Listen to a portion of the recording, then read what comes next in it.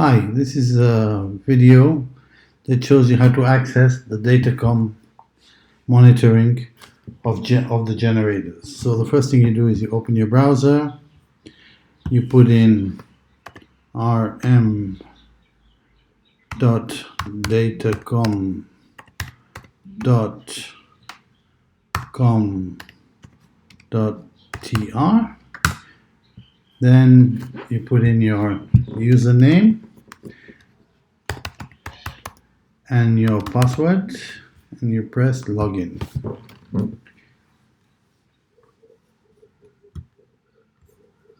If you press it twice, you get a reminder that you're already being accessed, and you end up with your monitoring screen. So the different icons here give you what the status of each generator is. Gray being it's lost communication, green means that it's connected, yellow means that it's got an alarm, blue means that it's a standby, and red means that it's got a shutdown warning. So if we were to look at the red first and we were to click on it, we would go to show device values, and if we go to device values we can choose alarm, and we see that there's a fail to start and there's a high battery voltage. So the other information available is the summary of the mains, if the mains is connected, the generator, and the engine power. So this is the individuals, genset, mains, and what's interesting is on the engine, if you have the fuel sensor connected, you can see the fuel sensor and the quantity of fuel, and the other values for the generator. You can see the number of hours for the next service, and that's in order to see. You can also start stop from here.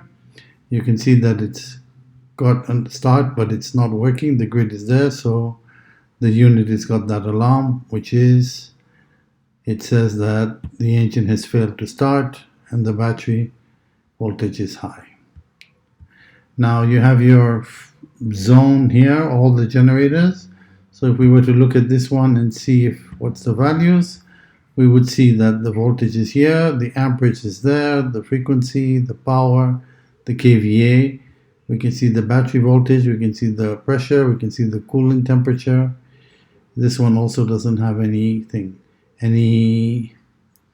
fuel status because the sensor is not connected, and you can see the number of days to the next service or the number of hours. Now obviously if you have, let's say this one is telling you that the battery voltage is high, so let's go back. Then we can go to show device analysis, and we can choose, let's say we want to see from the 1st of January what is the battery voltage, what it's been doing. So then we can go here and we can look up battery voltage. So we look here, let's try this one, engine battery voltage. So we can put that one on and we can make a query into the server, and we can see the battery voltage of the engine. If we want to save it, we can either save it by clicking on the JPEG, so it downloads the graph, and then if we were to have a look at the graph, we could then have the graph come up and we can access the graph. But the values, you don't get independent point values when you keep the graph. If you want to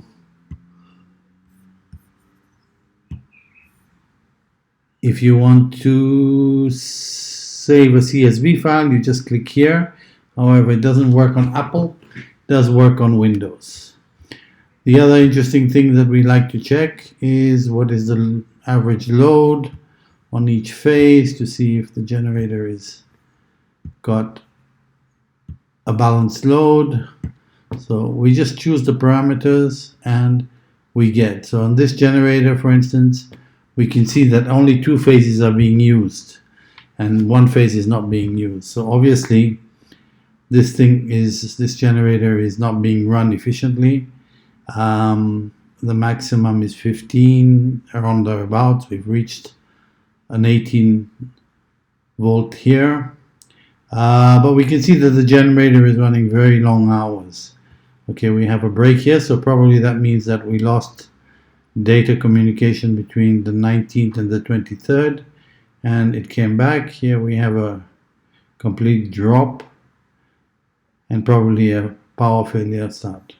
So that gives you an idea. So the various parameters you can choose are all here. We could, let's say we wanted to just look at the coolant temperature to see if we had any overheat at any time. So we go back up and then we choose the coolant temperature and then we click again. And we can see the coolant temperature just about is in the right area. However, we can see that the temperature has been running low, which probably indicates that the thermostat has been taken out and the engine is not really running properly because they pulled out the thermostat, probably to try and solve their overheating issues if they've had one. We'll try and find one with the fuel status. So let's go back, and here we have an alarm, so we can maybe have a look at it. Go to device values and look at the alarm, and we can see that the service request is there. That means probably the service has been done, but they haven't reset the counter. So you can read they have to reset the counter regularly. So that gives you an idea. Now if you want a report, you can go here. You can get the alarms, so you have all the alarms that the unit during from the 3rd. So this will be in the month of March where the alarms are there. So you can see the alarms every day, what's on your network. The other interesting thing is to check if you go to General Report, you choose the date that you want. So let's say from the beginning of the month. So if we have the beginning of the month, and then we choose the parameter that we want. So let's say we want to look at, if you had the sensors in, you could see all the various fuel consumption, kilowatt hours, engine runs, hours to go to get your service. If you have the fuel consumption, you can do the efficiency.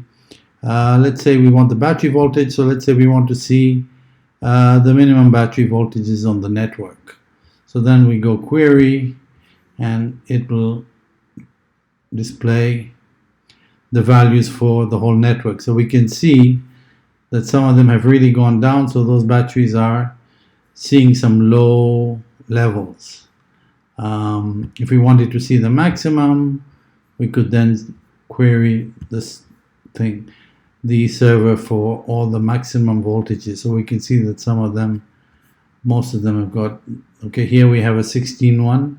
So that probably means that the alternator's got an issue, and it helps us to analyze potential problems that will show up. The key element here, and you can see if you have your maintenance, you can see the last maintenance intervals. So we can go here and we can pull all the maintenance. Now obviously there are values that are erroneous. That means that they haven't really reset those values. So here would be something that looks a bit logical, 84. This one is the one that we saw previously that they hadn't done the reset. But basically this gives you an idea of how you can choose and make your reports. So that's the other thing that you have, is that if you were to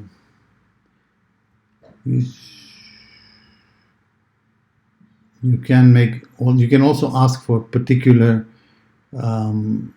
algorithms that you want. You have a language facility you can choose.